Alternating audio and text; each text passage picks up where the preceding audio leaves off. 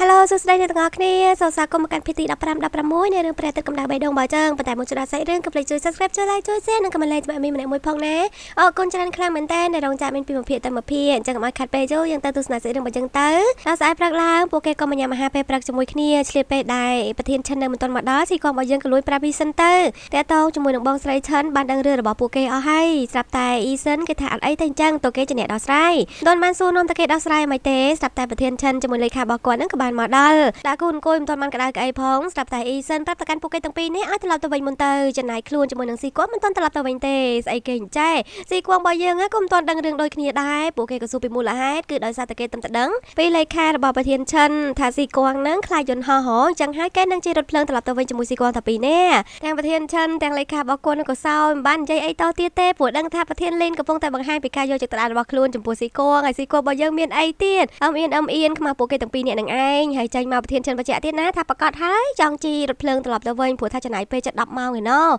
ស្រាប់តែអ៊ីសិនបើយើងឯនេះមិនត្រឹមតែឆ្លើយតែច្បាស់ទេថែមទាំងប្រាប់ឲ្យប្រធានឈិននឹងដឹងទៀតថាពួកគេនឹងឈប់ពាក់កណ្ដាលទីដើម្បីដើរលេងជាមួយនឹងស៊ីគងអីថែមទៀតផងលើតែអញ្ចឹងហើយប្រធានឈិនក៏លែងហ៊ានសួរនាំអីទៀតហើយព្រោះគេត្រូវការពេលវេលាតែ2នាក់អញ្ចឹងក៏នាំគ្នាទៅរៀនហោះបាត់ទៅសោះតែស៊ីគងឯនេះទេដែលមិនទាន់ដឹងងងអីនៅសុកក៏ត្រូវបានប្រធានលីនចាប់បង្ខំណាត់អីបែបនេះនាងក៏បានដៃធ្វើបាបប្រធានលីននឹងតែម្ដងថាមិនចាំបាច់ទៅដើរលេងណាឆ្ងាយទេដើរលេងនៅកងជើនឹងទៅ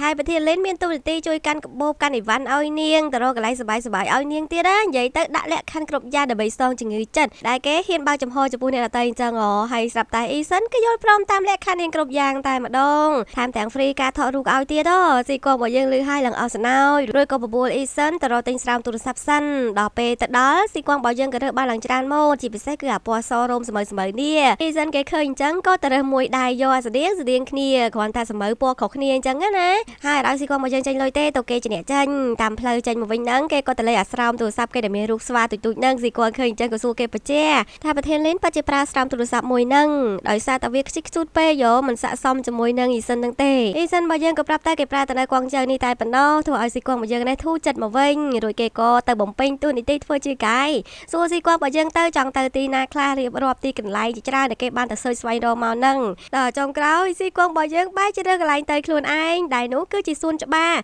ដែលនៅក្នុងក្រុមហ៊ុនឈីឆាយដែលពួកគេទៅទស្សនកិច្ចថ្ងៃមុនចាប់អារម្មណ៍ជាមួយសួនច្បារគេខ្លាំងមែនតើអ៊ីសិនរបស់យើងក៏យល់ព្រមពេលដែរទៅដល់ដោយសារថ្ងៃសម្រាប៉ុន្តែគេក៏បានឲ្យបុគ្គលិកមកទទួលពួកគេទាំងពីរអ្នកជាពិសេសផងដែរស៊ីគងរបស់យើងនៅក៏សុំទោសដែលរំខានពួកគេតែមិនអីទេពួកគេក៏អញ្ជើញអ្នកទាំងពីរអ្នកចូលទៅមើលខាងក្នុងទៅនាងចាប់អារម្មណ៍ទីនេះដោយសារតែវាខិនសឹបស្តៀងគ្នាទៅនឹងអាគារគម្រោងសម្រាប់បុគ្គលិកដែលនាងកំពុងកាន់កាប់នោះអញ្ចឹងហើយនាងចង់សួរយោបល់ពីគេតាក់ទងជាមួយនឹងការរៀបចំការចំណាយក៏ដូចជាតម្រូវការឯផ្សេងចំណែកអ្នកដែលមានទូរទស្សន៍ជាប្រធានគេអានេះអត់មាត់កអីទេឈរអញ្ចឹងមើលស៊ីគងមកយើងទៅមើលទៅនាងដូចជាយកចិត្តទុកដាក់ជាមួយគម្រោងដែលគេឲ្យនឹងមែនតែនហើយបុគ្គលិកប្រុសម្នាក់ហ្នឹងក៏ចិត្តល្អទៀតគេអត់លាក់បាំងអីទេក៏ប្រាប់នាងគាត់ទៅបើកមាត់ភ្លាមនឹងថាជប់សិននាងសុំទៅយកសភៅយកអីមកកត់ណាហើយសភៅនៅក្នុងកាបូបក្នុងដៃរបស់អ៊ីសិននេះណែនាងចម្លែកតិចដែរប៉ុន្តែគេមិនទាន់និយាយអីទេស៊ីគងរបស់យើងឯនេះក៏សួរតាក់ទងជាមួយនឹងតម្លៃរៀបចំមកគម្រោងមួយហ្នឹងគេអត់ដឹងច្បាស់ទេតោះខាង finance ណោះតែគេសុំវិឆារបស់នាងចាំពេលក្រោយគេផ្ញើព័ត៌មានហ្នឹងទៅឲ្យស៊ីគងរបស់យើងឯនេះមិនគិតច្រើនទេតែយកទូរស័ព្ទមកឲ្យគេទៅហើយអ្នកក្រោយនោះក៏ហែមខេះមិនដឹងជាគេហែមរស់អីដល់ពេលគេងាកទៅសួរក៏ធ្វើជានិយាយថាគេចង់សុំថតរូបនៅក្នុងនឹងបានអត់គេក៏អនុញ្ញាតហើយគេក៏ធ្វើជាទាញទូរស័ព្ទមកថតឆាច់ជុំវិញនឹងអីអញ្ចឹងណាប៉ុន្តែតិចនឹងផ្ទៀងស្ដាប់គេនិយាយអីគ្នាមិនទាន់បានខ្លាយជាមិត្តប្រុសផ្លូវការទេណាហួងហែងប៉ុណ្ណឹងឯងចំណាយឯបុគ្គលិកប្រុសណែវិញគេក៏មកលួចខ្សឹបប្រាប់ស៊ីគងរបស់យើងថាក្នុងនាមជាបុគ្គលិកមិនគួរណាឲ្យប្រធានកាន់កាបូបឲ្យអញ្ចឹងទេ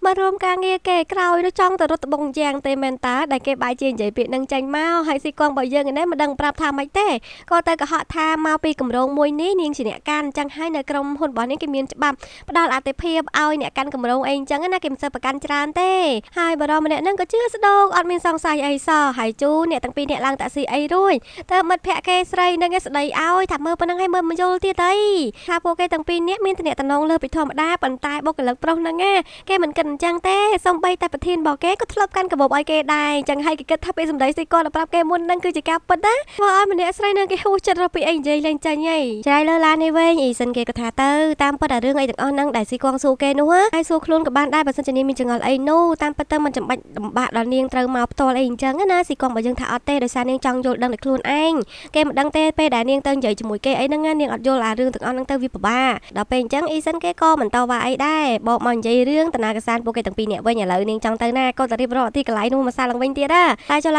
ើងស៊ីគួងបានរើសយកកន្លែងដើរលេងទេនាងរើសយកកន្លែងញ៉ាំនៅទីនេះក៏សម្បូរហូបឆ្ងាញ់ដែរក៏មកខកខាននាងក៏ទៅបបួលគេភ្លុំហូបផ្លែផ្លែនៅទីនេះហើយចូលពីមហាងទៅមហាងហើយតអ្នករត់តុកបានកន្លែងមកឃើញសម្បត្តិទូរស័ព្ទរបស់ពួកគេទាំងពីរនាក់ហ្នឹងដឹងតែឈរញ៉ាំអីសង្ស័យគិតថាគូស្នេហ៍មកគូនេះខ្ជិះខ្ជួតអីអញ្ចឹងណាជាពិសេសហ្នឹងគឺខាងប្រុសហ្នឹងហ្មងបន្ទាប់ពីញ៉ាំរួចអីរួចពួកគេក៏ទៅដើរលេងផ្សារជាមួយគ្នាស៊ីគួងរបស់យើងសង្កេតឃើញអ៊ីសិនណាគេលេងកូនមុខតុក្កតាស្វានឹងរហូតហើយក៏សួរទៅថាអ៊ីសិនចូលចិត្តស្វាមែនអ៊ីសិនគេឡើងហួសចិត្តមើលមិនឃើញស្វាគឺជាសុនអ៊ូខុងណាស៊ីគួងរបស់យើងនាងមានដឹងឯណានាងឃើញមានពាក់អាវពាក់អីអញ្ចឹងទៅនាងស្មានតែស្វានៅតាមសួនដែលលេងស៊ីលេងអីហ៎ចុងក្រោយក៏ទៅជាកំហុសរបស់អ្នកផលិតស្រោមទូរស័ព្ទឲ្យនៅវិញតែគេផលិតមិនច្បាស់អីអញ្ចឹងទៅណាអ៊ីសិននេះគេក៏ប្រាប់ថាសុនអ៊ូខុងហ្នឹងគឺជា idol របស់គេតាំងពីក្មេងហើយលឺអញ្ចឹងហើយស៊ីក៏ឡើងចាប់អារម្មណ៍មិននឹកស្មានថាប្រភេទមនុស្សដូចជាមាន idol មានការចូលចិត្តបែបយុទ្ធសាស្ត្រអីអញ្ចឹងទេហើយមិនមែនតែមួយហ្នឹងទេគឺមានច្រើនទៀតគ្រាន់តែថាសុនអ៊ូខុងហ្នឹងគឺនៅលំដាប់ទី1អីអញ្ចឹងទៅហើយក៏សួរស៊ីគួងរបស់យើងវិញចុះកាលពីក្មេងនាងគឺជាមនុស្សប្រភេទបែបទៅស៊ីគួងរបស់យើងនាងថានាងមិនអួតទេនាងគឺជាកូនមាសកូនពេជ្រក្នុងគ្រួសារប៉ាម៉ាក់យាយតាស្រឡាញ់ខ្លាំងណាស់ដោយសារជាកូនតូលតែមួយ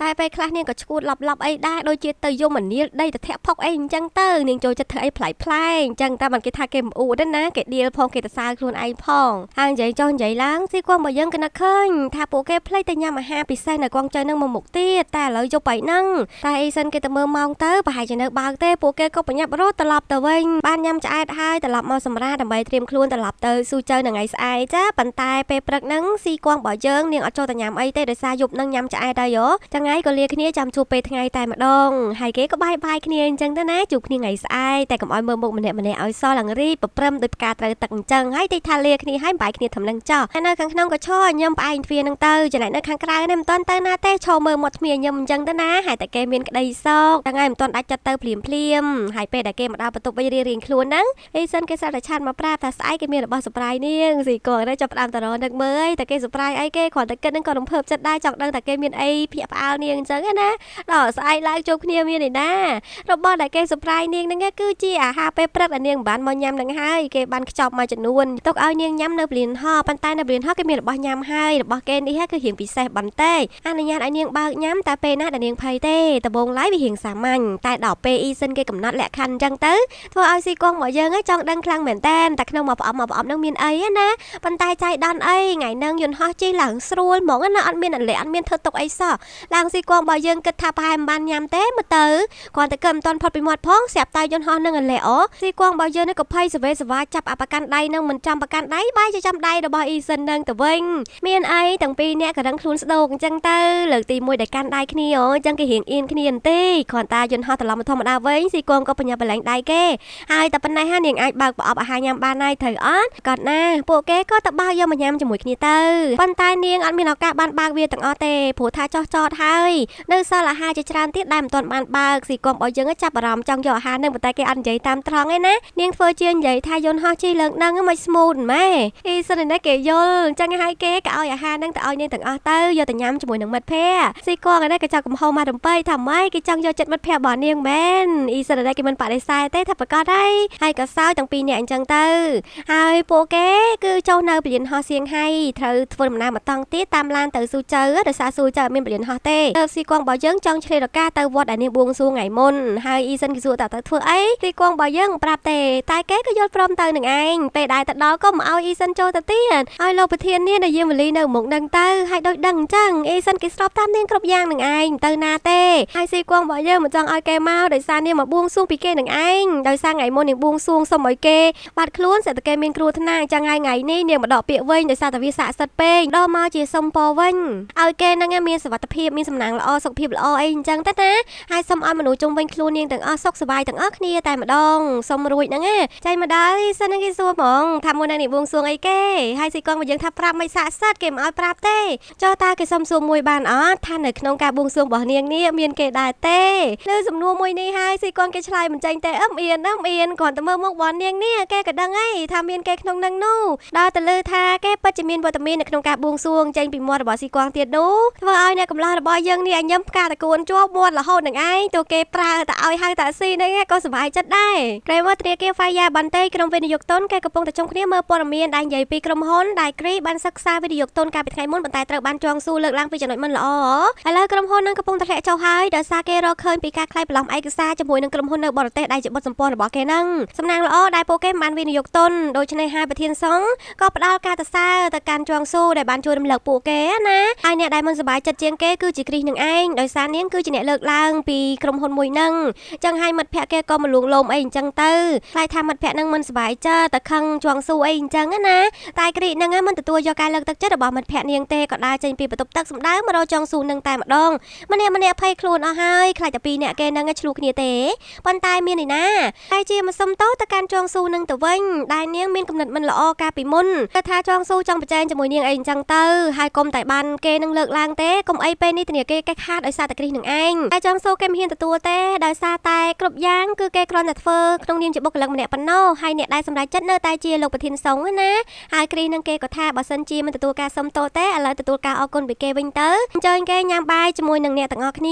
ាចាត់ទុកថានេះគឺជាការរាក់ទាក់ស្វាគមន៍ជងស៊ូចូលមកក្រុមរបស់ពួកគេឲ្យសហការគ្នាតទៅមុខទៀតហើយជងស៊ូមិនអាចប្រកែកបានទេក៏ទៅញ៉ាំអីជាមួយអ្នកទាំងអស់គ្នាទៅហើយម្លងពេលដែរញ៉ាំអាហារជុំគ្នាអីហ្នឹងមិត្តរួមការងារគេនិយាយលេងសើចហើយជងស៊ូហ្នឹងគេក៏ទៅនិយាយលេងសើចអីជាមួយអ្នកទាំងអស់គ្នានឹងដែរកាន់តែធ្វើឲ្យគ្រីសហ្នឹងគេចាប់អារម្មណ៍ហើយព្រោះដំបងឡៃគាត់ថាជងស៊ូជាមនុស្សមើងមិនចេះនិយាយស្ដីអីអញ្ចឹងណាកំពុងតែលួចចាប់អារម្មណ៍គេហ្នឹងស្រាប់តែជងស៊ូគេទទួលបានទូរស័ព្ទហើយឆ្លើយថាគេនៅយប់ជ្រៅបន្តិចកុំចាំគេអីឲ្យសម្រាប់មុនទៅពាក្យសម្ដីទាំងអស់នេះធ្វើឲ្យអ្នកទាំងអស់គ្នាសង្ស័យថាគឺជាមិត្តស្រីណាគុំគ្នាប្រអាប់ជងស៊ូតែមិត្តស្រីខលហៅអីអញ្ចឹងណាហើយគ្រានេះរៀងអន់ចិត្តបន្តិចដែរតែមិនចាប់ផ្ដើមលួចស្រឡាញ់គេតែក៏រំភើបចិត្តមកវិញដោយសារជងស៊ូគេបកស្រាយថាមែនទេគឺជាប្អូនប្រុសរបស់គេដែលសម្រាប់ពីការសិក្សាមកលេងគេតើហើយប្អូនប្រុសគេណែមានតនសម្រាប់ឯណាក៏ទៅរុករកទូសភៅរបស់បងឃើញអាសភៅកំណាព្យហ្នឹងចាប់អារម្មណ៍ខ្លាំងមែនតើមិននឹកស្មានថាបងគេអានសភៅអីបែបហ្នឹងណាហើយបើកចោលបើកឡើងក៏ទៅឃើញរូបថតមិនទាន់បានមើលអីច្បាស់លាស់ទេស្រាប់តែបងគេហ្នឹងមកដល់ទាំងខ្លួនសវឹងជោហើយដើរមិនត្រង់ផ្លូវទ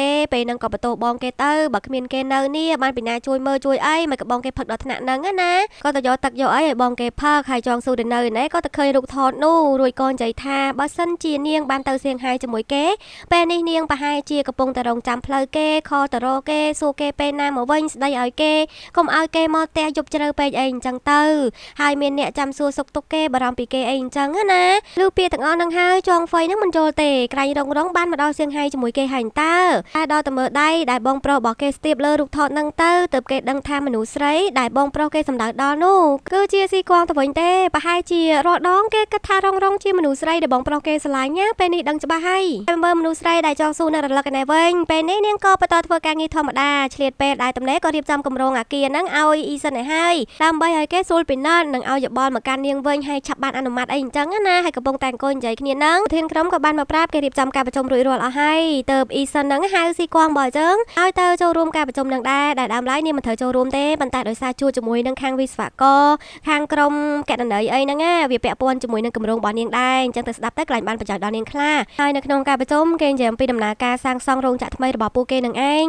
តាក់ទងជាមួយខាងវិស្វករអីហ្នឹងអត់មានបញ្ហាអីទេពួកគេគឺចាំតែធ្វើទេប៉ុន្តែវាមានបញ្ហានៅខាងផ្នែកកណន័យដោយសារនៅពេលនេះក្រុមហ៊ុនរបស់ពួកគេអត់មានទឹកប្រាក់គ្រប់គ្រាន់ទេបើសិនជាចង់ឲ្យគម្រោងនេះហើយនៅត្រឹមខែ3ហ្នឹងគឺវាអត់អាចទៅរួចហើយបញ្ហាគឺស្ថិតនៅលើខាងអ្នកវិនិយោគទុនដែលអត់ព្រមតម្លាក់លុយមកទៅតាមអ្វីដែលបានចរចាគ្នាណាហើយអ្នកវិនិយោគទុនហ្នឹងគឺជាពីណាគេគឺជាក្រុមហ៊ុនប៉ារបស់ស៊ីគួងនឹងឯងគេមូលហេតុធ្វើឲ្យស៊ីគួងបើយើងមិនសូវសប្បាយចិត្តអីប្រហែលទេក៏យករឿងហ្នឹងមកគិតដល់ផ្ទះតែម្ដងហើយចៃដន្យពេលហ្នឹងប្អូនគេខលមកនិយាយសួរនាំបងស្រីរឿងដើរលេងកំសាន្តអីហ្នឹងប៉ុន្តែបងស្រីនឹងគ្មានអារម្មណ៍និយាយជាមួយទេហើយក៏សួរទៅថាបងស្រីពិបាកចិត្តរឿងអីបងស្រីនឹងមិនចង់ប្រាប់ប្អូនទេតែប្អូនទីដឹងអញ្ចឹងទៅហើយក៏ប្រាប់ត្មងទៅតាក់ទងជាមួយរឿងក្រុមហ៊ុនប៉ារបស់នាងដែលព្រមតែលាក់លុយមកហ្នឹងទាំងរួយហ្នឹងគេក៏ផ្ដល់យោបល់គេមិនសូវជាមានបទពិសោធន៍ការងារអីប្រហែលទេប៉ុន្តែគេបានបទពិសោធន៍ហ្នឹងមកពីប៉ាម៉ាក់របស់គេកុំឲ្យយករឿងគ្រួសារនិងការងារមកច្បោកច្បល់គ្នាដូចជាពេលហ្នឹងអញ្ចឹងនាងពិបាកចិត្តក្នុងនាមនាងជាកូនដែលដឹងថាប៉ាខ្លួនឯងធ្វើឲ្យក្រុមហ៊ុនម្ខាងទៀតពិបាកប៉ុន្តែនាងត្រូវដឹងថាគាត់ធ្វើការគាត់មានគំនិតរបស់ខ្លួនឯងហើយពេលនេះនាងគ្រាន់តែជាបុគ្គលិកធម្មតារឿងនោះអត់ពាក់ព័ន្ធជាមួយនឹងតួនាទីរបស់នាងទេកុំយករឿងហ្នឹងទៅដាក់បន្ទុកលើខ្លួនឯងធ្វើឲ្យវាមិនសប្បាយចិត្តហើយពេលសម្ដីរបស់ចាងរួយហ្នឹងដូចគ្នានឹងអ៊ីសិនមែនតែនគេក៏បានប្រាប់នាងអញ្ចឹងដែរ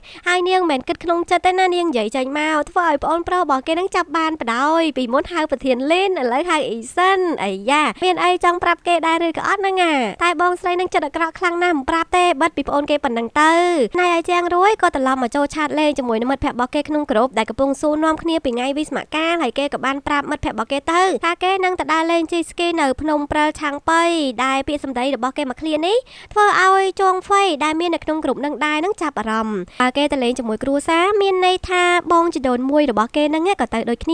ាធ្វើឲ្យគេមានគំនិតមួយឡើងមកត្មងពេលដែលបងប្រុសគេត្រឡប់មកពីធ្វើការវិញគេក៏ទៅសួរបងប្រុសគេមានកម្រងអីថ្ងៃចូលឆ្នាំនឹងឬនៅហើយបងគេនឹងថាអត់ទេគេនឹងទៅស្រុកជួបម៉ាក់ប៉ាគេនឹងឯងហើយឲ្យប្អូនគេទៅមុនទៅចំណាយគេវិញមុនចូលឆ្នាំ2ថ្ងៃបានទៅប៉ុន្តែប្អូនប្រុសឯនេះចង់រៀបចំឲ្យបងប្រុសបានជួបជាមួយមនុស្សស្រីដែលខ្លួនស្រឡាញ់ក៏ធ្វើជានិយាយថាគេចង់ទៅលេងភ្នំព្រិលហើយភ្នំព្រិលនៅណាគឺនៅឆាំងប៉ៃនឹងឯងហើយក៏ទៅលើកឡើងថាម៉ាក់គេនឹងក៏ចូលចិត្តចង់ទៅធ្វើអីដែរដល់អញ្ចឹងទៅចងស៊ូនឹងបដិសេធមិនបានទេក៏យល់ព្រមតាមសំណើប្អូនប្រុសគេទៅថ្ងៃស្អែកឡើងមុនពេលប្រជុំការងារខាងគ្រីមិត្តភក្តិគេអីនឹងក៏ជជែកគ្នាចង់ទៅដើរលេងវិស្សមការចូលឆ្នាំហ្នឹងនៅបរទេសអីអញ្ចឹងទៅណាហើយពេលចងស៊ូបើយើងមកដល់គេក៏បបួលចងស៊ូនឹងទៅចូលរួមដែរប៉ុន្តែចងស៊ូនឹងក៏បដិសេធដោយសារតែគេបានយល់ព្រមជាមួយនឹងប្អូនគេទៅលេងឲ្យភ្នំឆាំងប៉ៃនឹងរួចទៅហើយតែអញ្ចឹងស្រាប់តែគ្រីនឹងបង្វែរគោលដៅចង់ទៅលេងភ្នំឆាំងប៉ៃនឹងជាមួយនឹងចងស៊ូដែរហើយក៏បបួលអ្នកគ្រប់គ្នាហើយមិត្តភក្តិពីរអ្នកស្រីរបស់គេនេះដឹងតែគ្រីចាប់អារម្មណ៍ចងស៊ូអញ្ចឹងហើយក៏រុញទួយបដោយទឹកថាហ្នឹងហើយគេទៅលេងបរទេសអីធុញទ្រាន់អីគេបដូរមកលេងក្នុងស្រុកវិញម្ដងភ្នំឆាំងប៉ៃនឹងក៏ល្អដែរក៏សម្រេចសម្រួលគ្នាទៅនឹងទាំងអស់គ្នាទីហ្នឹងក៏ឲ្យចងស៊ូអ្នកចេញសវត្តទៅចំណែកនាងវិញចាំចេញថ្លៃសន្តាគារហូបចុកអីអញ្ចឹងណាហើយកុំឲ្យវែងឆ្ងាយក៏សន្តាគារតែមួយជាមួយចងស៊ូនឹងត្មងទៅចងស៊ូនឹងក៏បានគិតអីច្រើនតែអើតាមហ្នឹងហើយប្រធានសងគេមកដល់លឺអញ្ចឹងក៏ផ្ដាំកូនចៅទាំងអស់គ្នាដើរលេងស្រួលបួលតែខាងស៊ីគងបើយើងណារៀងញាប់ដៃញាប់ជើងតិចហើយផ្នែករដ្ឋបាលរៀងរវល់ជាងគេដោយសារទទួលបន្ទុករៀបចំកម្មវិធីចាប់អង្វាន់មុនពេលឈប់សម្រាកចូលឆ្នាំហ្មងអញ្ចឹងពួកគេក៏រៀបចំដងអង្វាន់ហ្នឹងទៅកន្លែងសន្តាគារដែលពួកគេរៀបចំកម្មវិធីពេលដែលទៅដល់ក៏ជួយលើកជូនដាក់ទីតាំងអីអញ្ចឹងណាហើយបុគ្គលិកស្រីនេះក៏ដាក់ឡើងពីបាំងផ្លូវបាត់ហើយលើកបដាដើរបដាក៏ស្រីប្រាប់គេបដាឲ្យជួយជានេះមើលផ្លិតឃើញទេណាគេបានស្ដាប់ឮគេក៏ជាអញ្ចឹងទៅតែចៃដន្យអីប្រុសម្នាក់នេះគេកំពុងចាប់អារម្មណ៍ជាមួយនឹងមនុស្សស្រីម្នាក់ដែលមានឈ្មោះថាម៉ានាងយៀនដែលមកចូលរួមពិធីខួបកំណើតរបស់មិត្តភក្តិគេហ្នឹងប៉ុន្តែគេមិនដែលស្គាល់ពីមុនមកទេអ្នកស្រីហ្នឹងគឺជាកូនស្រីរបស់ឈៀនហ្វាំងភីងដែលគឺជាមូលហេតុធ្វើឲ្យគ្រួសាររបស់ស៊ីគងបែកបាក់គ្នាហ្នឹងណាហើយប៉ែនឹងលវទៅសួរនាំហ្នឹងគេដើរថយក្រោយមានមើលទេអារូនេះគ្នាប្រឹងស្រែកដែរប៉ុន្តែដោយសារតែគេនឹងមិនខ្វល់មានអីមានលុយណាក៏ដើរទៅបុកគ្នាជាមួយអារូធ្វើអាឡាំងហ្នឹងក៏ពុបញ៉ៃញ៉ៃពេញហ្នឹងហើយគេនឹងក៏ទៅផ្ទោអារូទៅថានាងអត់មានផ្លែអត់មានអីអញ្ចឹងទៅណាអារូហ្នឹងគ្នាក៏បកស្រាយតែគ្នាដាក់ឡាំងហ្នឹងបាំងមើលផ្លែឃើញទេប៉ុន្តែក៏បានប្រាប់ដែរតើគ្នាប្រាប់ហេតុផលសោះបែរចោលគ្នាថារលេះកាយខ្លួនមិនទទួលស្គាល់កំហុសអីអញ្ចឹងទៅស៊ីគងបើយើងណាក៏មកទាន់ឃើញកើតហេតុមួយហ្នឹងទាន់បាននិយាយអីទេក៏កលែងឃើញម៉ានាងយៀននឹងត្មងហើយគាត់ទៅឃើញស៊ីគងហ្នឹងធំភ័យមិនទេអត់ហ៊ានមើលមុខរបស់ស៊ីគងឡើយស៊ីគងបើយើងណាក៏ទៅសួរនាំដឹងរឿងអីហើយក៏ចេញមកការពីអារូទៅបើសិនជាពួកគេចង់ដឹងខុសត្រូវការពិតហ្នឹងឲ្យតែបើកកាមេរ៉ានោះមើលទៅដោយសារកន្លែងហ្នឹងមានកាមេរ៉ាដែរតែពួកគេខាងនោះមិនព្រមទេទៅចាំបើកកាមេរ៉ាអីនោះមិនខាត់ពេលរបស់ពួកគេមានកម្មវិធីតទៀមចាំមកខ្ជិះខ្ជាយអីជាមួយពួកនាងទេហើយបារោវ៉ែនតាហ្នឹងក៏ចូលទៅសម្រួលឲ្យអាប៉ែអាវខ្មៅហ្នឹងដោះស្រាយបញ្ហាត្រឹមហ្នឹងទៅកុំឲ្យសួរនាំអីតទៀតស្រាប់តែអាប៉ែហ្នឹងទៅដោះស្រាយមែនឲ្យនាងសុំតោគេមកបើមិនអញ្ចឹងទេសងថ្លៃអាវគេដែលដួលទៅលហែកមុននឹងជាង10000លឺតែអញ្ចឹងអារូគ្នាតុនដៃតុនជើងហ្មងមិនតែស៊ីគងអត់ទេនាងអត់មានខុសហេតុអីត្រូវខ្លាចគេតែអារូក៏សុំថាអ្នកមានលុយសងគេទេហើយម៉ានាងយីនេះគេដឹងតែស៊ីគងមានខ្វះលុយណាហើយធំខ្លាចស៊ីគងនឹងរករឿងមិនទេក៏ទៅប្រាប់មិត្តភក្តិរបស់គេម្នាក់អាវក្រហមនឹងថាបញ្ចប់រឿងត្រឹមហ្នឹងទៅម្នាក់អាវក្រហមក៏បជាហើយមើលទៅពួកគេហ្នឹងដូចឲ្យតម្លៃម៉ានាងយីដល់ហើយសំបីតាពាក់អាវខ្មៅនឹងក៏អញ្ចឹងដែរថាទុកមុខឲ្យភ្ញៀវរបស់គេចាត់ទុកថារឿងដែលគេជួបថ្ងៃនេះជារឿងសយទៅចោះហើយគេក៏នាំគ្នាចេញទៅនៅសាលពូវ៉ែនតាក៏ទៅឲ្យនេះមកបានស៊ីគងរបស់យើងមួយថាបើសិនជាមានការខូចខាតអីហ្នឹងចាំតាក់តងមកគេមកគេចេញសងជំនួសស្រាប់តែស៊ីគងរបស់យើងថាមិនចាំបាច់ទេចាត់ទុកថារឿងថ្ងៃនេះគឺជាការជួបសយរបស់ពួកនាងទៅចោះយកពីអាប៉ែមុននឹងមកនិយាយវិញទៀតធ្វើឲ្យគេអស់អីនិយាយហ្មងណាដល់ពេលគេចេញទៅផតអារូនឹងក៏មកសុំទោសស៊ីគងរបស់យើងដែលមុននឹងហ្នឹងនាងខំចេញមកការពារគេទៅហើយបែរជាធ្វើឲ្យស៊ីគងរបស់យើងបាក់មុខដោយសារតែនាងអត់មានលុយណាសង្ឃឹមថាស៊ីគងកុំប្រកាន់ស៊ីគងរបស់យើងថាតអីទេកុំឲ្យនាងកិនអញ្ចឹងអីចំណាយពូវ៉ែនតានេះចេញមកក្រោយគេហើយពួកគេនេះក៏សួរទៅថាមុននឹងរវល់ទៅណាពូវ៉ែនតាហ្នឹងក៏ប្រាប់តាមត្រង់គឺចង់ទៅដឹងក្រុមហ៊ុនមុននឹងគេធ្វើអីគេក្រុមហ៊ុនណាណីអញ្ចឹងណាប៉ុន្តែសួរគ្មានពីណាគេប្រាប់សោះពេលដែលពួកគេចេញទៅផតពីអ្នកនេះក៏ស៊ីស៊ូគ្នាដឹងបដោយមិនបានមុននឹងគេទុកមុខឲ្យម៉ានាងយៀនហ្នឹងណាដោយសារតែគេបានដឹងមកថាម្ដាយរបស់នាងគឺជាស្នេហាគ្រាដំបូងដែលពេលនេះត្រូវរើគ្នាជាមួយនឹងឆឹងយួនដែលជាម្ចាស់ក្រុមហ៊ុនធំនឹងហើយបានជាពួកគេហ្នឹងយកចិត្តនាងដល់ថ្នាក់នេះនោះហើយរៀបចំឲ្យហើយស៊ីគងរបស់យើងក៏មានឡានខ្មៅមកទទួលទេមើលថាជាពីណាគេហើយម៉ានាងយៀនហ្នឹងគេក៏ត្រឡប់មកផ្ទះវិញពេលហ្នឹងម្ដាយរបស់គេគ្រាន់តែលឺស្នូឡានណាក៏រត់ទៅធ្វើជាសូត្រធัวអីណាដល់ពេលដឹងថាជាកូនស្រីរបស់ខ្លួនឯងហ្នឹងក៏ស្ដីឲ្យព្រោះតែនាងយកឡានរបស់គេជិះអញ្ចឹងហើយស្មានតែគេមកប្រឹងសម្ដែងធ្វើសូត្រធัวសូត្រអីអញ្ចឹងណាកូនស្រីឯណាក៏ទូពិតរឿងថ្ងៃហ្នឹងដែលបានជួបជាមួយស៊ីគងរបស់យើងធ្វើឲ្យនាងមិនសប្បាយចិត្តទេព្រោះការប្រជុំនាងលើដំបូងនៅក្នុង កម្មវិធីប៉ារបស់ស៊ីគងដែលបានយកនាងទៅចូលរួមបង្ហាញឲ្យអ្នកទាំងអស់គ្នាបានស្គាល់នឹងនាងសប្បាយចិត្តខ្លាំងមែនតើហើយស្មានថាស៊ីគងនឹងអត់ទៅតែមិនដឹងយ៉ាងម៉េចបានជាស៊ីគងនឹងទៅហើយមានរឿងជាមួយនាងចាប់តាំងពីពេលហ្នឹងមកមិនដឹងថាស៊ីគងនឹងទៅប្រាប់ប៉ានាងថាមិនខ្លះទេលោកឆឹងយន់នឹងមិនដែរយកនាងទៅក្រៅជួបគេជួបឯងទៀតឡើយដូច្នេះហើយទើបនាងប្រឹងបង្កើតទំនាក់ទំនងជាមួយនឹងអ្នកនៅក្រៅតំបន់អ៊ូស៊ីទៅដល់ស៊ូជើបាយជាជួបស៊ីគងនឹងទៀតហើយនាងបារម្ភណាខ្លាចតែស៊ីគងនឹងស្គាល់អ្នកទាំងអស់នោះនិយាយអាក្រក់ពីនាងអីអញ្ចឹងទៅអញ្ចឹងមែនណាមនុស្សអាក្រក់អាគេមិនធ្វើអីផងនឹងកភ័យខ្លួនណាហើយម្ដាយនឹងក៏ដូចចិត្តលើកទឹកចិត្តកូនថាកុំឲ្យកូនគេភ័យបារម្ភអីមិនដែលថាស៊ីគងនឹងស្គាល់មនុស្សមកប្រទេសនឹងទេថាមិនត្រូវស៊ីគងនឹងមិនស្គាល់មិត្តភ័ក្តិរបស់កូនស្រីនឹងផងឲ្យគេធ្វើខ្លួនធម្មតាទៅឲ្យដូចជាគាត់អញ្ចឹងមើលទៅចុងក្រោយពីអ្នកគេជាអ្នកឈ្នះស៊ីគងនឹងមិនខុសពីម្ដាយរបស់នាងទេចូលចិត្តមានមនុស្សលើខ្លួនឯងឲ្យកូនស្រីរៀនធ្វើខ្លួនទន់ភ្លន់ដូចជាខ្លួនចេះទៅជាអ្នកឈ្នះចុងក្រោយពិតប្រាកដតែមកមើលស៊ីគងបើយើងវិញឡានខ្មៅនោះគឺជាពីណាគឺជាអ៊ីសិនហ្នឹងហើយមិនបានទេឥឡូវហ្នឹងយប់ឡើងគេជួបគ្នាហ្មងណាតែថ្ងៃនេះស៊ីគងដូចគ្មានអារម្មណ៍ក្នុងខ្លួនសោះញ៉ាំក៏មិនឆ្ងាញ់ដូចរាល់ដងហើយសួរតែមានរឿងអីស៊ីគងបើយើងក៏រៀបរាប់តាមឡើងទៅហើយដើមតដែលធ្វើនេះមិនសប្បាយចិត្តគឺនាងយល់ថាខ្លួនឯងនេះអត់យល់ពីអ្នកដទៃសម្រាប់ចិត្តតែខ្លួនឯងយល់តែខ្លួនឯងអញ្ចឹងណាអត់មានសួរនាំអារូនឹងអីមិនតិចទេតើអារូនឹងសុំនាងតើទៅនាងដឹងខ្លួនតែតាមការវិភាគរបស់អ៊ីសិនស៊ីគងគឺធ្វើបានត្រឹមត្រូវហើយដំបូងឡើយគឺនាងចេញទៅតតាំងការពីបន្ទាប់មកនាងក៏សួរយោបល់របស់គេបន្ទាប់មកនាងក៏សម្របតាមជារួមហ្នឹងហើយដែលគេហៅថាភាពជាអ្នកដឹកនាំក្នុងខ្លួនដែលស៊ីគងរបស់យើងមានណាហើយស៊ីគងរបស់យើងក៏សប្បាយចិត្តឡើងមកវិញមករំពេចគាត់ទៅស្ដាប់ពាក្យសម្ដីគេទាំងអស់នេះទៅសារទៅកាន់អ៊ីសិនហ្នឹងទៅថាគេពិតជាប្រកែកនិយាយលើកទឹកចិត្តមនុស្សមែនចឹងតើបានជាគេដឹកនាំមនុស្សបានច្រើនអីយ៉ាងហ្នឹងហើយអ៊ីសិនគេថាមិនដូចជាស៊ីគងហ្នឹងទេស៊ីគងហ្នឹងគឺចេញមកអនាគតតកែហ្មងគាត់ទៅលើពាក្យថាតកែហ្នឹងស៊ីគងរបស់យើងខ្លាចហ្មងហើយតែគេនិយាយពាក្យហ្នឹងពេលណាច្បាស់ជាមានអីចង់បោកប្រានាងទៀតហើយនាងខ្លាចហ្មងណាអ៊ីសិនហ្នឹងគេឡើងអស់សណោយថាលើកនេះអត់មានអីបោកនាងទេដោយស៊ីគងរបស់យើងនេះក៏ទៅយករូបភាពនៃកម្មវិធីដែលនាងបានរៀបចំរួចឲ្យស៊ីគងនឹងពិនិត្យមើលហើយពិនិត្យចុះពិនិត្យឡើងគៀកទៅបែរមកវិញបាក់គេទល់មុខគ្នាឲ្យគេផាំងបានបន្តិចហើយក៏អៀនប្រញាប់ងើបឡើងមកវិញរៀងខ្លួនស៊ីគងនេះក៏ប្រឡប់ទៅនិយាយសួរនាំដល់ការទៅសេពាក្យស្លោករបស់អ៊ីសិនដែរគេនឹងរៀបចំមាននៅក្នុងកម្មវិធីណាថាអ៊ីសិននឹងបានត្រៀមខ្លួនហើយឬនៅអ៊ីសិនណាគេមិនភ័យទេដោយសារគេបានត្រៀមរួចហើយឡើងមកសភៅឯណោះហើយគេក៏កាន់មកដល់ថ្ងៃកម្មវិធីនៅតុកចុះឈ្មោះនេះមិនសូវមានមនុស្សប្រហែលទេដោយសារតបុគ្គលិកទៅរោមចំចិត្តលោកប្រធានលីនជាមួយនឹងនាយកចាងឲ្យជួយទៅសេពាក្យស្លោកល្អៗសម្រាប់ថ្ងៃចូលឆ្នាំរបស់គេហើយមើលទៅប្រធានលីនទៅសេស្អាតជាងគាត់ទៀតនាយកចាងនឹងក៏ឲ្យបុគ្គលិកទាំងអស់គ្នាទៅត្រង់ជួជាមួយប្រធានលីនវិញទៅតាមពិតគាត់យកលេសចង់សម្រាប់នឹងឯងហើយចំណែកកញ្ញារដ្ឋបាលទាំង3នាក់ឯណែវិញក៏ហៅអ្នកទាំងអស់គ្នាណាពេទ្យរងចាំមកចុះឈ្មោះចាប់លេខចាប់អីអញ្ចឹងទៅមិនអញ្ចឹងទេបានរង្វាន់ទេណាប៉ុន្តែមើលទៅដល់មានអ្នកចាប់អារម្មណ៍សោះធ្វើឲ្យពួកគេសប្បាយចិត្តព្រោះអ្នកចុះកាន់តែតិចគឺអាចមានឱកាសឲ្យពួកគេឈ្នះដែរអញ្ចឹងណាជាពិសេសអ៊ីនជានឹងហ្មងនឹងចង់ចាប់បានរង្វាន់ធំឈប់រយៈពេល7ថ្ងៃនោះគ្រាន់តែគិតនឹងក៏សប្បាយចិត្តដែរហើយកាត់មកដល់កម្មវិធីចាំរង្វាន់មុនដំបូងគេចាំរង្វាន់តូចសិនហើយរង្វាន់ធំធានលីនជាអ្នកឡើងចាប់តាមក្រោយប៉ុន្តែមានបានទៅលើអ៊ីនជាណាបានទៅលើបរិសម្នាក់ណាមិនដឹងទេអ៊ីនជានៅឡើងសែតតែស៊ីគងរបស់យើងណែវិញពីណាគេចាប់អីចាប់ទៅនាងណាកូចគុនតែសម្រាប់របស់ប្រធានលីនទេមើលកាន់តែយូរកាន់តែសង្ហាមិនដឹងជាអនាគតប្តីពីណាគេទេ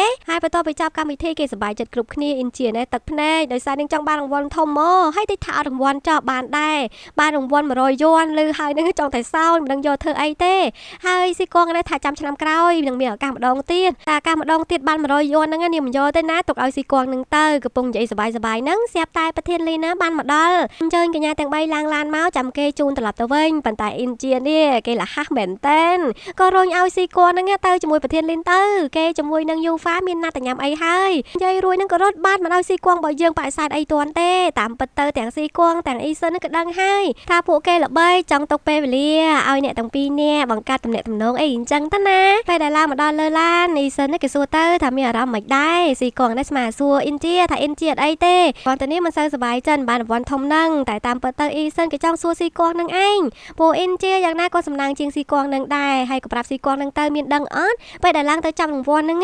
ងគឺគេតាំងចិត្តមិនមើលមុខស៊ីគងក្រែងលោថាចាប់បានស៊ីគងទៅកុំឲ្យទាំងអស់គ្នានឹងគិតថាគេស៊ីសនុកសុកប៉ាន់ប៉ុន្តែលទ្ធផលសំណាងស៊ីគងនឹងមិនដល់ទៅមិនបានទទួលរង្វាន់អីសោះស៊ីគងរបស់យើងណែឡើងហួសចិត្តមិនដឹងតែគេឌីលឲ្យក៏មិនទេនេះតែក៏រៀងសប្បាយចិត្តមកវិញពេលលើគេថាចង់ជូននាងទៅកន្លែងណានាងចង់ទៅទៅស៊ីគងរបស់យើងថាចង់តែញ៉ាំអីថ្លៃគេក៏យល់ព្រមតាមចិត្តរបស់នាងមកដល់កន្លែងញ៉ាំអីស៊ីគងរបស់យើងរៀងចម្លែកចិត្តតិចដែរណាយកផាយនៅមានគេលក់អីទៀតដោយសារតែចិត្តដល់ថ្ងៃចូលឆ្នាំហ្មងចឹងហើយមានភ្ញៀវមានអីច្រើនចឹងទៅវាស្តៀងនឹងអាហាររាត្រីនៅអ៊ូស៊ីដែរអ៊ីសិនលឺអញ្ចឹងគេក៏ចង់ទៅបើសិនជាទៅមែនចាំនាងនាំគេញ៉ាំអីប៉ុន្តែអ៊ីសិនត្រូវសន្យាមួយនាងកុំដាក់ការ ងារនាងច្រើនពេកចឹងណាអ៊ីសិនបើយើងលឺហើយក៏អត់ស្នោថានាងកំពុងសោកប៉ាន់គេតានេះស៊ីកងបើយើងក៏ទទួលស្គាល់អាចរាប់ថាជាការសោកប៉ាន់ប៉ុន្តែនាងគឺជាបុគ្គលិកល្អដែរមិនអញ្ចឹងអ៊ីសិននេះកិច្ចបំផុតពីមនោគមរបស់ស៊ីកងតែក៏យល់ព្រមមួយស៊ីកងទៀតស៊ីកងបើយើងក៏សួរនាំថ្ងៃចូលឆ្នាំគេតាណាអញ្ចឹងណាជាធម្មតារាល់ឆ្នាំគេហៅទៅស្វីដើម្បីជួបម៉ាក់គេនៅទីនោះប៉ុន្តែឆ្នាំនេះគាត់មកទៅជីងដើម្បីជួបជាមួយនឹងលោកពូលូអញ្ចឹងហើយគេអត់ទៅទេ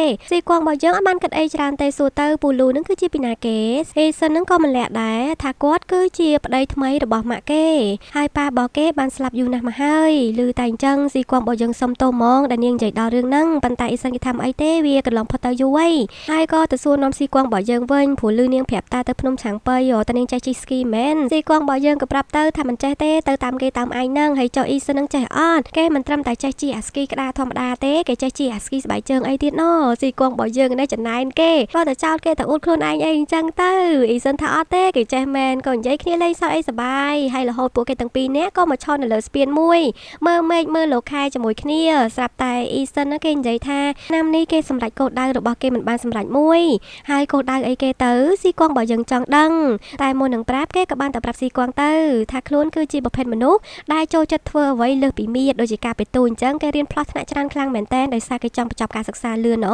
ហើយសំបីតការងារក៏គេចូលចិត្តធ្វើម្ដងពីរដែរប៉ុន្តែពេលនេះគេបែរជាជ្រើសរើសដើរមួយយឺតដើម្បីតែស្គាល់មនុស្សម្នាក់ឲ្យបានច្បាស់ហើយម្នាក់នោះគឺជាពីណាគេទៅគឺជាស៊ីកងនឹងឯងនាងដឹងខ្លួនឯងច្បាស់ណាស់ហើយគោលដៅដែលគេសម្ដៅដល់ថាមិនបានសម្រេចនោះគឺជាការសុំស្នេហ៍នាងមិនទាន់បានសម្រេចនឹងធ្វើឲ្យស៊ីកងបើយើងឯណាអ៊ីនទៀតហើយឲ្យតែបានអ៊ីនម្ដងនិយាយអីមិនចាញ់ទេចំណែកយីសិនឯងបាញ់និយាយទេអញញឹមប្រព្រឹមមើលមុខស៊ីកងនឹងឯងឬក៏ជូននាងត្រឡប់មកផ្ទះវិញហើយគេអត់និយាយគ្នាទេណាគាត់តែពីញឹមដាក់គ្នាអញ្ចឹងទៅឯងនេះឲ្យញឹមចង់រីកមាត់តាមដែរគេអាណិតអ្នកមើលពេកចអញ្ចឹងហើយគេក៏សម្រេចចិត្តនិយាយលាគ្នាធំនឹងទៅជួបគ្នាឆ្នាំក្រោយហើយឲ្យស៊ីកងបើយើងចូលឡើងផុតបានគេត្រឡប់ទៅវិញហើយបន្ទាប់ពីនឹងមកថ្ងៃចូលឆ្នាំក៏បានមកដល់ថ្ងៃដំបូងស៊ីកងបើយើងមកជួបជុំជាមួយលោកតាលោកយាយសិននៅចិនគេឲ្យតម្លៃណាថ្ងៃដំបូងហ្នឹងគឺត្រូវតែមកញ៉ាំអាហារជុំគ្នាដូចជាថ្ងៃហ្នឹងអញ្ចឹងហើយបើស៊ីកងក៏មកចូលរួមដែរប៉ុន្តែចាំយូរពេកក៏ខលសួរទៅលឺសលេងវាងភេងហ្នឹងនៅពីក្រោយធ្វើឲ្យលោកយាយគាត់ខឹងហ្មងណាហើយក្តាញ់គេឲ្យត្រឡប់ទៅវិញទៅមិនបាច់មកទេពួកគាត់ក៏សម្រេចចិត្តមិនចាំប៉ារបស់ស៊ីកងទេតែញ៉ាំអាហារជុំគ្នាតែម្ដងហើយលោកតាគាត់ខឹងមួម៉ៅកូនប្រុសគាត់ណាដែលទៅជាប់ពាក់ព័ន្ធជាមួយគ្រួសារឈៀនហ្នឹងណានិយាយទៅអាក្រក់តាំងពីឪមកហ្មងហើយអាក្រក់មិនទៅស៊ីកងរបស់យើងក៏ចង់ដឹងដែរពួកគាត់ក៏ប្រាប់របស់ឈៀនវាងភេងហ្នឹងចូលចិត្តលួចរបស់អ្នកដទៃសូម្បីតែផ្ទះយាយតារបស់ស៊ីកងហ្នឹងក៏ធ្លាប់មកលួចដែរចឹងហើយបានជាគាត់មិនចូលចិត្តពេលដែលដឹងថាកូនប្រុសរបស់គាត់តាក់តងជាមួយឈៀនវាងភេងពួកគាត់បដិសេធភ្លាមហ្មងមិនឲ្យពួកគេតាក់តងគ្នាទេតែកូនប្រុសគាត់នេះមិនដឹងជាប់ស្នេហ៍អីជាមួយម្នាក់ស្រីហ្នឹងទេមកលួងឪពុកម្ដាយរបស់ខ្លួនឯងត្រូវពុកផ្សេងកូនផ្សេងអីអញ្ចឹងទៅអាពេលខ្លួនឯងមានប្រពន្ធមានកូនហើយចុងក្រោយហ្នឹងក៏ទៅពាក់ព័ន្ធជាមួយម្នាក់ស្រីហ្នឹងទេបំផ្លាញគ្រួសារពួកគេមកឲ្យគាត់ខឹងយ៉ាងម៉េចហើយនិយាយដើមកូនប្រុសរបស់គាត់ហ្នឹងក៏បានមកដល់ស៊ីកងរបស់យើងមើលមុខមើលក្រោយមិនស្មើអញ្ចឹងទៅចំណែកគេវិញក៏ទៅសួរសុខទុក្ខម្ដាយសុំទោសអីអញ្ចឹងទៅណាដោយសារកូនប្រុសរបស់គាត់ល្បីអញ្ចឹងហើយមានអ្នកសួរនាំច្រើនបើមិនឆ្លើយមិននិយាយមួយគេទេខ្លាចគេថារឹកតកន្លែងតែឃើញប៉ារបស់ខ្លួនផឹកស្រាសថោកហ្នឹងក៏សួរប៉ាមិនក៏មិនចោលថ្លៃដែលគេទិញឲ្យនឹងផឹកទៅប៉ារបស់គេនោះក៏ថាទុកសម្រាប់តែឯកឧត្តមអុកញ៉ាទេគាត់អ្នកក្រគាត់មិនផឹកឡើយកូននេះក៏មិនប្រកាន់មួយប៉ាដែរក៏ទៅយកសារនឹងចាក់ផឹកមួយប៉ាអញ្ចឹងទៅសួរនាំកូនស្រីវិញម្ដងថាកូនហ្នឹងធ្វើការនៅនោះមិនហើយមិនមកឲ្យកូនដូរការងារមិនណែវិញការងារនៅនោះមិនល្អអីអញ្ចឹងណាហើយនិយាយទៀតស៊ីកងច្បាស់ជាប្រកែកជាមួយប៉ានាងហើយលោកយាយគាត់ប្រហែលជាដឹងមុនណាគាត់ក៏បានទៅគោះចានពើងផ្ដាច់ការសន្ទនាមួយហ្នឹងហើយក៏ទៅចាប់ហូបចាប់អីឲ្យស៊ីកងរបស់យើងទៅហើយរឿងរបស់យើងទាំងពីរភាគនេះក៏ស្លេះចាប់ទៅធ្វើនឹងដែរអ្នកទាំងអស់គ្នាកុំភ្លេចរងចាំតាមទស្សនាភាគក្រោយចំណែនមានទៀតណាអរគុណច្រើនបាយបាយ